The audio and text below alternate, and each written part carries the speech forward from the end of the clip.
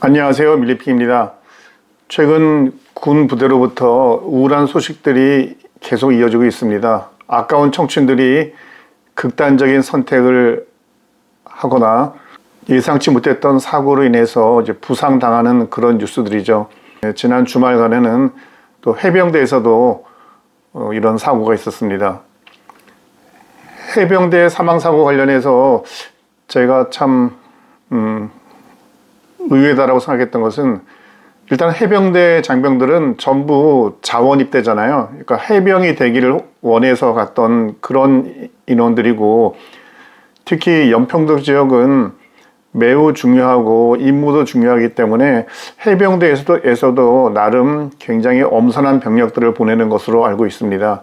제가 과거에 연평 부대를 방문했을 때에도 그 해병 병사들의 그 밝은 모습과 자신감 있는 모습들은 참 너무 좋았거든요. 근데 이제 그 부대에서 근무하는 해병이 이것이 어떤 원인으로 사망이 됐는지는 모르지만 하여튼 사망하는 그런 사고가 발생을 했고, 두 번째는 계급이 병장입니다. 병장. 그러니까 2등병이나 1병이면은 어떤 어려움이 있을 수 있겠구나라고 짐작할 수 있는데, 병장하면 군대에서 좀 어느 정도 군생활에 완전히 적응이 됐고 자기 스스로 군생활에 대한 어떤 관점을 정립할 수 있는 그런 그 시점인데, 그 병장이 이런 사고를 당했다는 것, 아직까지는 이것이 뭐 자살인지 아니면 어떤 예기치 못한 사고였는지가 확실하진 않습니다만, 곧 아마 병장이면은 병장을 달 수 있는 기간이 지금 3개월인가 4개월밖에 안 되기 때문에 곧 전역해서 집으로 가야 될 사람이거든요. 근데 그 사람이 집으로 가지 못하고 하늘나라로 가게 된 것은 너무도 마음 아픈 일입니다. 근데 이제 이런 최근에 연속되는 사고들 관련해서 국방부에서 오늘 아침 전군 특별 부대 정밀 진단 시행이라는 보도자료를 냈습니다. 물론 보도자료에 앞서서 이런 지시를 내렸겠죠. 이 지시의 내용은 9월 16일 내일부터 9월 30일까지 전군 특별 부대 정밀 진단을 하라는 것입니다. 모든 부대가 하라는 거죠. 그래서 여기서 주요 중점은 병영 생활과 교육 훈련 및 작전 활동 간 발생 가능한 사고 예방, 총기 탄약, 폭발물 관리 및 장비 물자, 시설물 안전 점검, 환자 발생 최소화 및 응급 의료 관리 체계, 정신 건강 관리 시스템 점검. 일단 이 내용을 제가 보고 든 첫 느낌은, 과거에도 지난 수십 년 동안 국방부가 수없이 해왔던 그런 지시사항들, 조치사항의 반복이구나라는 생각이 들었습니다. 국방부 보도자료에서도 이런 말을 하고 있습니다. 시대의 변화에 맞지 않고 타성적, 관행적으로 시행하는 사항들을 식별하고, 타성적, 관행적으로 시행하는 사항들을 식별하고, 이게 부대에서 식별이 될까요? 그리고 타성적, 관행적이라는 것은 예하 부대들이 그렇다는 것인데, 오히려 국방부가 타성적, 관행적인 지시를 내리는 것은 아닐까요? 이 보도자료를 볼 때 첫 든 느낌은 어떤 긴장감, 경각심, 뭔가를 한번 바꿔보겠다는 그런 의지보다는 그냥 한번 워낙 사고가 이어지니까 국민들에게 우리 이런 거 했습니다라는 그런 보고용이 아닌가 싶습니다. 이 짧은 16일부터 30일까지 약 보름 기간 동안 전 부대에 이런 정밀 진단을 한다는 것이 쉽지가 않고, 어쩌면 이러한 정밀 진단하라는 지시가 저기 말단 부대 최전방에 있는 소대까지 바로 전파가 될 수 있을까? 뭐 그런 것도 사실 좀 의심스럽습니다. 그리고 제일 문제는 이 부대 정밀 진단을 누가 합니까? 군 외부에 있는 사람이 가서 하는 게 아니라 결국 군 안에 있는 우리가 흔히 얘기하는 초급 간부, 중견 간부, 지휘관들이 해야 되는 거잖아요. 그러니까 기존에 하고 있는 업무에 이 특별 부대 정밀 진단의 업무가 이제 더해지는 거니까, 오히려 이 정밀 진단 때문에 이하 부대에 있는 간부들이, 일반 장병들이 더 업무 스트레스를 받고 피곤해하고 할 가능성도 있어 보입니다. 물론 이런 그 사망사고 또는 이런 뭐 폭발사고 이런 거 관련해서 말로는 근본적인 대책을 세워야 한다고 말하지만 사실 이게 어렵습니다. 왜냐하면 군이라는 게 현재 45만 명이 모여 있잖아요. 그 45만 명이 각자 서로 다른 생각을 하고 이들을 통제하고 컨트롤하는 규정들도 어떨 때는 너무 경직되게 돼 있고 어떤 때는 또 너무 또 유연하게 돼 있어서 이것을 어디 아주 이상적인 모습으로 맞춰가는 것이 쉽지는 않습니다. 그래서 근본적인 대책을 수립하라는 말들을 많이 하지만 실제 근본적인 대책을 수립하기에는 도대체 어디부터 어떻게 해야 돼야 이게 근본인가에 대한 고민이 생길 수밖에 없죠. 아마 군에서 특히 이런 인사나 안전 관련되는 분야에 근무하시는 분들의 고민이 매우 클 것으로 생각이 됩니다. 군에서의 사고 또는 뭐 이런 그 사망사고 또는 여러 가지 안전사고들은 개인에 의한 문제와 부대의 구조적인 문제 두 가지가 있죠. 개인은 각자 개인이 느끼고 있는 다양한 삶의 고통, 개인의 어려움 뭐 이런 것들이 될 수 있겠고요. 부대의 구조는 부대 자체의 어떤 경직된 억압된 구조라든지 또는 과중한 업무 부담 뭐 이런 것들이죠. 그럼 이 개인과 부대의 구조적 문제에서 발생하는 이 사안을 다 해결할 수 있어야 되는데 이 짧은 기간 동안에 이것을 다 하기는 매우 어려울 것으로 생각이 됩니다. 물론 국방부가 많은 고민을 하고 또는 육군본부, 해군본부, 공군본부에서도 다 같이 고민해서 어떤 좋은 앞으로 우리가 무엇을 어떻게 해야 될 것인가 라는 안을 내놓을 것으로 생각은 됩니다만 저는 제 개인적으로 네 가지를 이야기하고 싶습니다. 첫째는 여기처럼 예하부대를 진단하라 이런 것보다는 높은 지휘관의 계급을 가진 지휘관들부터 나는 이렇게 하겠다고 하는 자신의 어떤 강한 메시지를 내놔야 됩니다. 나는 이런 사고 예방을 근절하기 위해서 나는 이렇게 하겠다. 그러니까 높은 사람들이 부하들에게 이렇게 저렇게 특별 진단해 라고 지시하기에 앞서서 나는 지휘관으로서 나는 간부로서 나는 이렇게 할 거야 라는 것을 공개적으로 언급하고 그것이 말로만이 아니라 실제 행동이 따르도록 하는 것들이죠. 군인들이 보는 국방일보에도 보게 되면 지난번 국방부 장관께서 전군 화상지휘관 회의를 하셨지만 그 이후로 육군, 해군, 공군 총장님들이 나는 이렇게 하겠다라는 이야기는 아직까지 제가 보지 못한 것 같고 다른 뭐 채널을 통해서도 그런 말은 듣지 못한 것 같습니다. 지휘관들부터 나는 이런 문제에 대해서 이렇게 하겠다라고 하는 메시지가 가장 처음이라 생각이 되고요. 두 번째는 무언가 군이 내부적으로 내가 어렵고 힘들 때 또는 부조리한 상황을 겪었을 때 이것을 표출할 수 있는 그런 커뮤니케이션 채널, 커뮤니케이션 방식을 찾아봐야 된다고 생각합니다. 말을 하고 싶어도 하지 못하고 가슴속에 끙끙 앓고 있으면 이게 결국은 그런 극단적인 선택으로 가게 되는 막다른 선택을 할 수밖에 없거든요.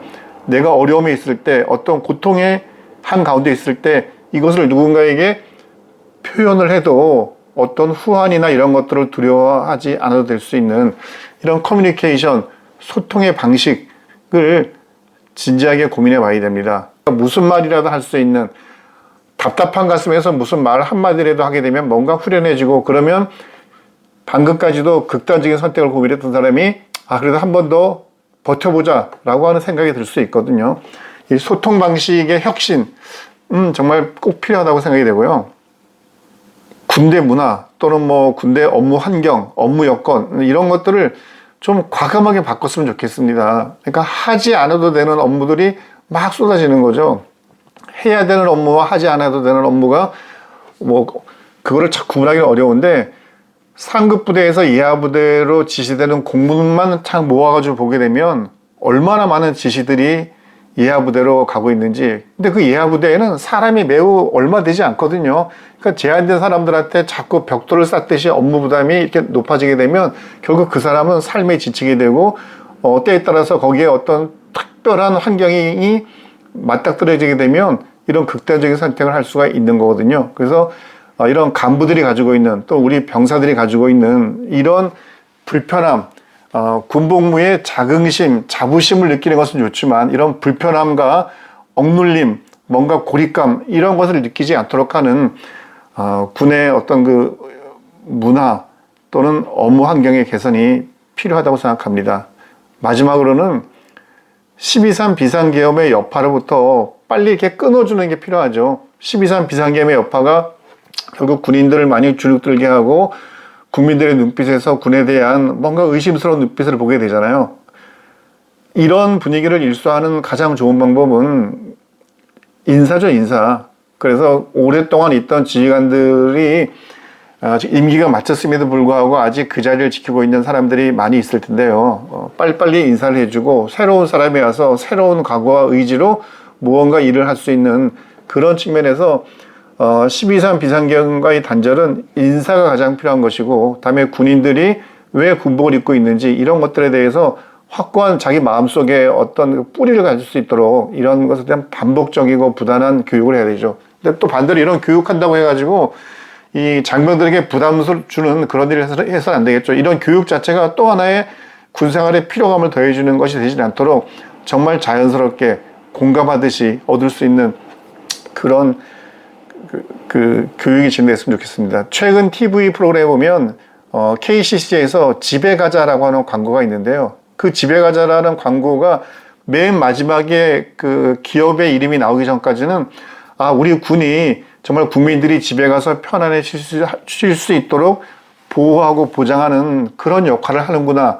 저게 우리 군대의 광고라고 해도 좋을 것 같다. 보는 사람도 흐뭇하고 그 군복 입은 군인들도 그것을 보면 내가 저런 일을 하는 사람이구나 라고 느낄 수가 있는 거거든요.